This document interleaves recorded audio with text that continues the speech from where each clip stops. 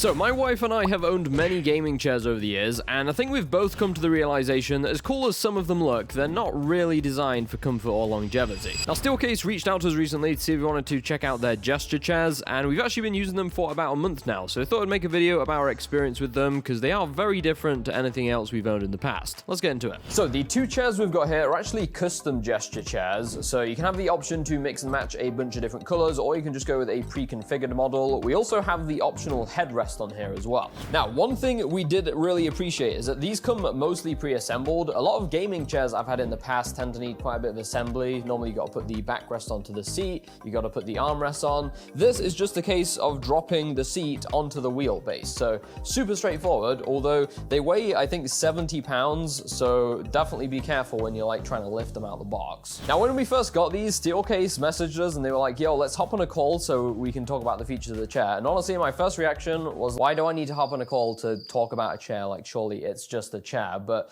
turns out there's quite a bit more to this chair than I initially thought. So we'll start off with the controls on the side of the chair. So there's two knobs down here. This front one is for adjusting the seat pad. Now, this is the first time I've actually had a chair that does this, but basically, if you wind it forwards, you can move the seat forwards, and if you move it backwards, it goes backwards. And there's quite a lot of movement here.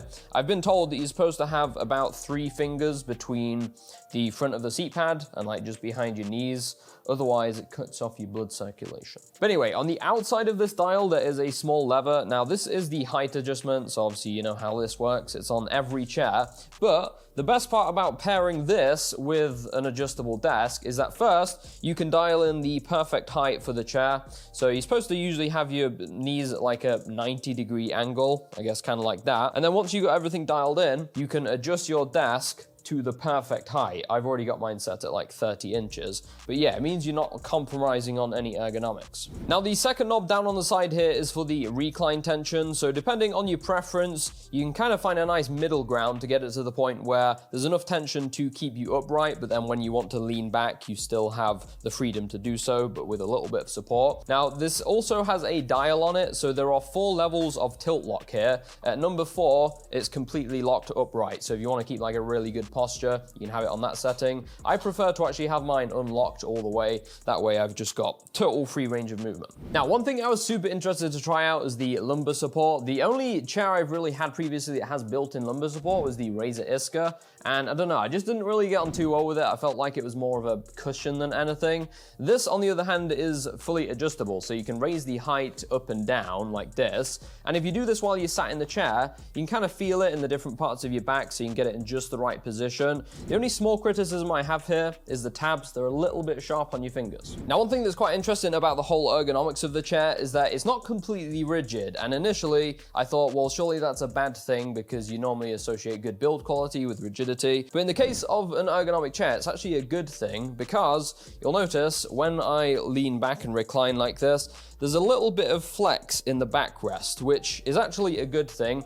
And you can also see this as well if I lock the chair upright and I kind of turn from side to side. Again, there's a little bit of flex in it, so it just provides some support to whatever you're doing, whether you're trying to work at the desk or you're leaning over to grab something.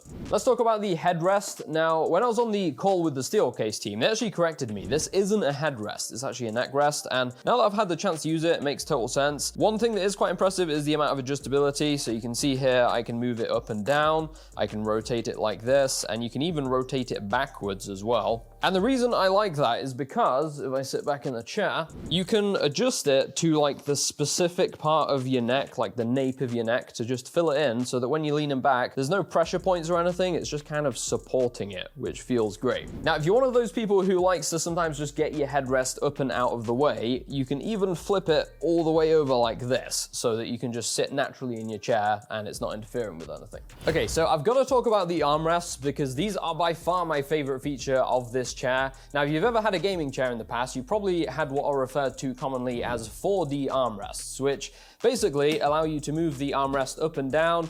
You can move it in and out like this. You can move it forwards and backwards and side to side, which on paper sounds pretty cool, but in reality, it's not really full range of motion. The armrests on this chair, on the other hand, have true full range of motion. So if I sit in it like this and I grab these armrests, I can position them wherever I want and just leave them there. and they will stay. I can move them outwards like this, inwards, up and down.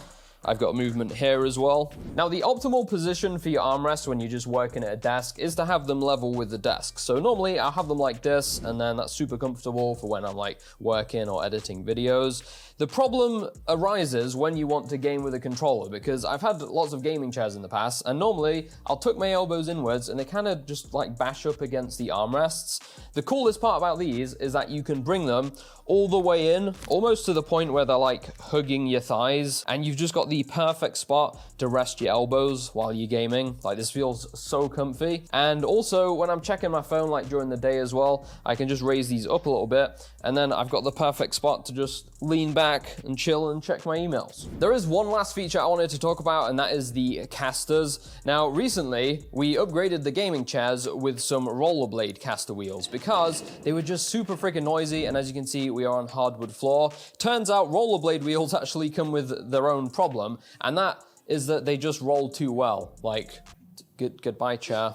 These, on the other hand, are quite a nice middle ground. They have a rubberized texture on them, so they're pretty quiet on the hardwood floor. But you can see, if I try and spin it, it doesn't spin too well, which is great because it means when I'm sat on the chair, I can obviously move to where I want to, but I'm not going to be like sliding about all over the place. Okay, so obviously we've got to talk about the price. Now, the base model, that's the one without the headrest, comes in at just under $1,400. With the headrest, it's around $1,600. Now, they do have sales throughout the year, so if you are going to pick one up, that is probably the best time to do so. But either way, it is insanely expensive, and I totally get it. Not everybody is going to be able to afford a chair like this. However, I will say I have spent so much money on gaming chairs over the years, like $300-400 here and there, only to have them fall apart within a couple of years and I have to replace them. This thing comes with a 12-year warranty, and one thing you'll find with these types of high-end office chairs is that there is quite a big used market, and the reason for that is because they are built to last, they come with a warranty, and you can also get replacement parts as well. In fact, I also saw someone on Reddit who picked one up for $75 because I guess